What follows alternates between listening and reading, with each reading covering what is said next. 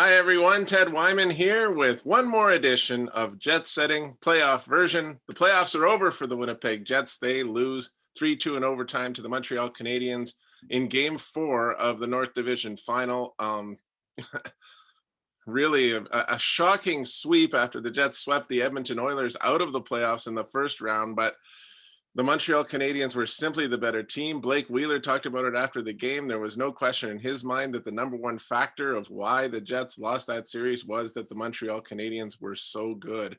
And that means the Jets are done for the season after what looked like a promising playoff run. But we are joined today by Stu Cowan of the Montreal Gazette to break down this series. And I don't know, is it that simple, Stu? Well, in the first round, I picked Toronto to win in 5 games over the Canadiens. I was Nick Suzuki overtime goal away from being correct on that. The way the Canadiens were playing coming into the series against the Jets, though, I picked them to win in 6. I was thinking about picking them in 7, and I was, the Canadiens are playing really pretty well. I wouldn't be surprised if it doesn't take 7 games, so I picked 6, but I never expected 4. I mean, I don't think anybody saw that coming. It's so rare when you see a sweep in any playoff series. But the Canadiens, I think that their system frustrated the Jets. Mark Scheifele's idiotic hit on Jake Evans in Game 1 hurt Jake Evans. It also hurt the Jets. Losing their best player made things even more difficult. And Carey Price played so well. Although he let in a softie, that second goal last night, he should have stopped. And I thought that might have given the Jets some life. But in the third period, the Canadiens totally dominated the Jets. And the Canadiens looked like the team with their back against the wall facing elimination. And then in overtime, you know what happened? It didn't take very long. A great pass by Cole Caulfield to Tyler Toffoli. And it was a goal scorer's goal. One-timer, didn't settle it, just fired it in the back of the net and ended the Jets season. Well, the only thing I can say is that goal was a fitting end to that game and to that series because Montreal was dominant throughout. Even if some of the scores were close, those games were not all that close. I think Montreal was in control the whole time. And the third period yesterday, I described it on Twitter as being a 20-minute power play for Montreal. And I mean, it got some laughs, but it kind of was true. It just, the ice was completely tilted. And Paul Maurice said the Jets were just hanging on. They knew they were beaten, to be totally honest, and they just kept hanging on as best as they possibly could. The third period, I thought, Hellebuck was amazing. Carey Price didn't have a great game last night, first time in this playoff series, so I thought that might have opened the door for the Jets. But they just, they didn't seem to have the fight. They weren't able, whether it was the Canadiens' defense not letting them get to the net or whatever the reason was, they just weren't getting the shots on goal. And Pierre-Luc Dubois, with all the talk about him and the Jets acquiring him, and the Canadiens were one of the teams interested in acquiring him, watching him play in the playoffs, I think Marc Bergevin is happier right now that he didn't get him. The only way Dubois could get on the score sheet, it seemed, was to take a penalty. I just have no idea what is going on with Pierre-Luc Dubois. Maybe he's injured.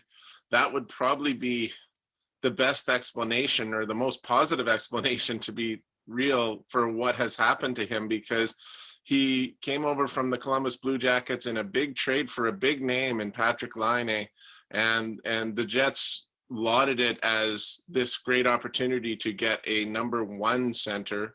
He ended up mostly being a number 2 center or winger for the Winnipeg Jets, but very, very unproductive. He didn't do much at all really during the regular season, other than a few games.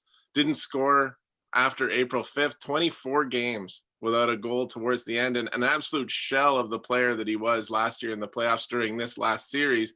Particularly yesterday, I thought he just looked completely out of it for yesterday's game, and eventually got dropped to the 4th line, which, I saw a joke on Twitter, somebody saying, is there a 5th line?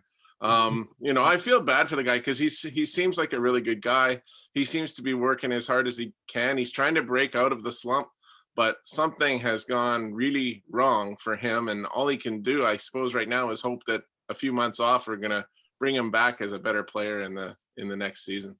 Yeah, I mean, he was invisible out there. You didn't notice him at all in the series. I mean, I know watching the games from Winnipeg on TV and watching the games from Montreal in the press box and sort of looking for him. Here's a guy that the Canadiens had so much interest in, the fact he's a Francophone kid from Quebec. and he wasn't noticeable unless he was going to the penalty box. You wonder if maybe that quarantine he had to go through after he arrived in Winnipeg, what kind of an impact that might have had on him. I guess for Jets fans, the bright spot, I guess, is that Laine didn't play very well in Columbus either. So it was a trade that both teams thought would help them. And in the end, neither guy played really well in their new location. So it'll be interesting to see what happens the offseason regarding that. But I'm sure, Dubois, Jets fans are disappointed. Dubois is disappointed, obviously.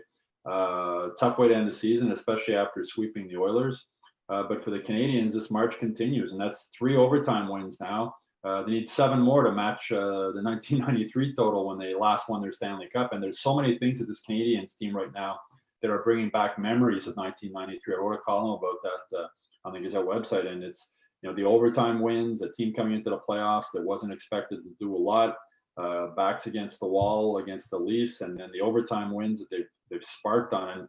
And in '93, when the games went into overtime, you almost knew the Canadiens were going to win. Like, it was almost like they're going to win. It's just who's going to score.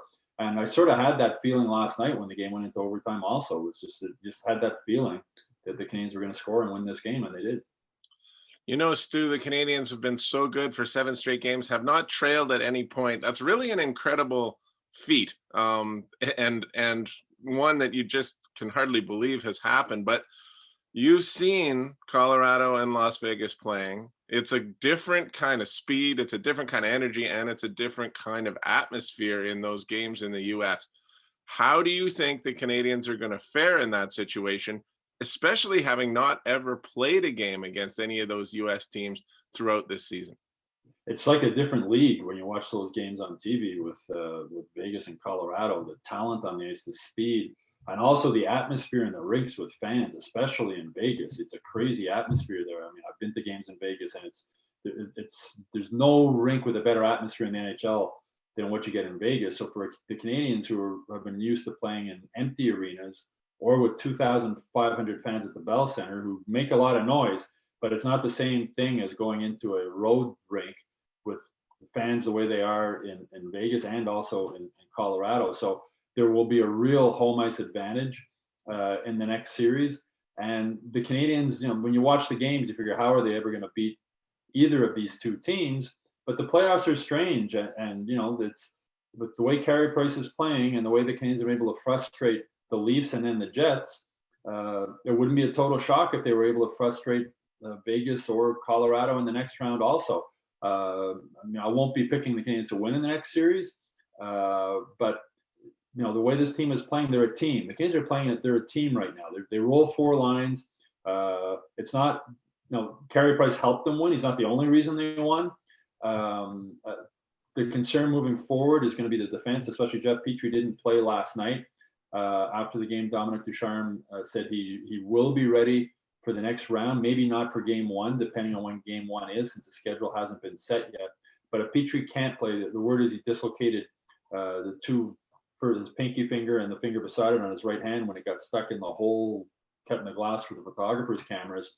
Apparently the doctors put it back into place, and he'll be able to play through it and need surgery after the season. But the Canadiens rely so much on their top 4 defensemen, and you wonder if they might wear down playing against either Vegas or Colorado with the speed game that they have and the talent they can throw at them line after line.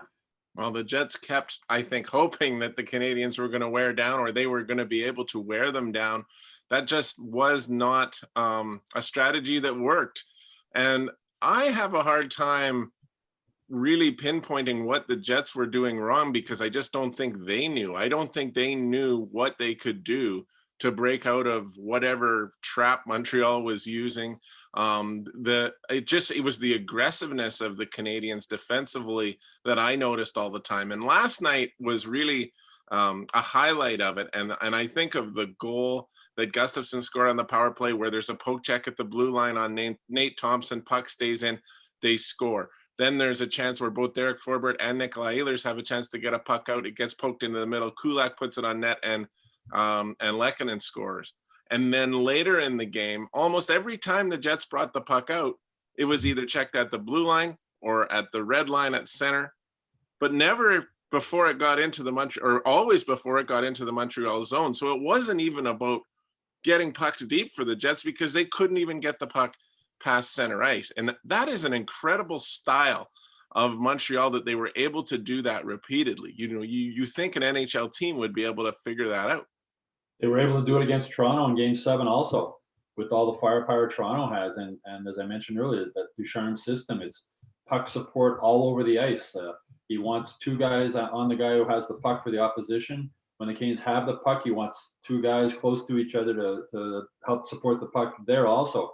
And they're just really rolling with it. And Brendan Gallagher spoke about it after Game 3, just about how hard Dominic Ducharme has worked to try and put this system in, and how they had very little, if any, practice time during the season after he took over. They played their last 25 games in 44 days. And that week break they had before the first round series against the Leafs allowed them to work on the system, fine-tune things a little bit. It didn't look great the first 4 games against the Leafs, but whatever happened after that, everything seemed to click. And, confidence is such a big thing. You hear players talk about it all the time, how hard it is to play without confidence, how hard it is to get it when you don't have it. The Canadiens have it, and they have it on all 4 lines. And Ducharme's system is so physically demanding on his own players that you can't play it if you can't roll 4 lines. And I think the key, one of the big keys for the Canadiens, was Ducharme putting together that 4th line of the veterans, Eric Stahl and Corey Perry, with Yoel Armia, and they've been fantastic. They've really been good. They've not only made it tough, played well defensively, they've chipped in offensively, and exactly what you said, they're making it hard for the opposition to even get the puck into the offensive zone, never mind score goals. So that's, it's going to be a real challenge to do that against in the next round. But the way the Canadiens have done it so far, now they're going to get a break also. They're off today.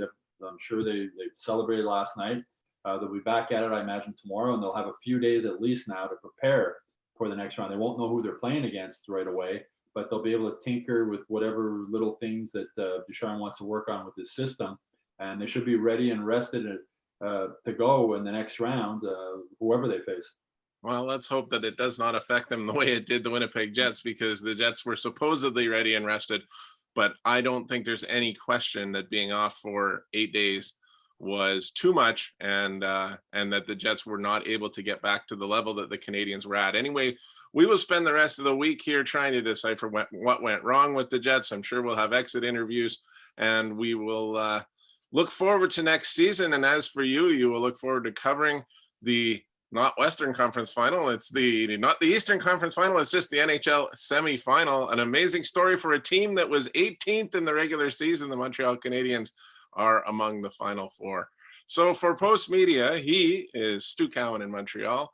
I'm Ted Wyman in Winnipeg. Stu, thanks very much for joining me here on Jet Setting all through this playoff series, and enjoy the next round. My pleasure.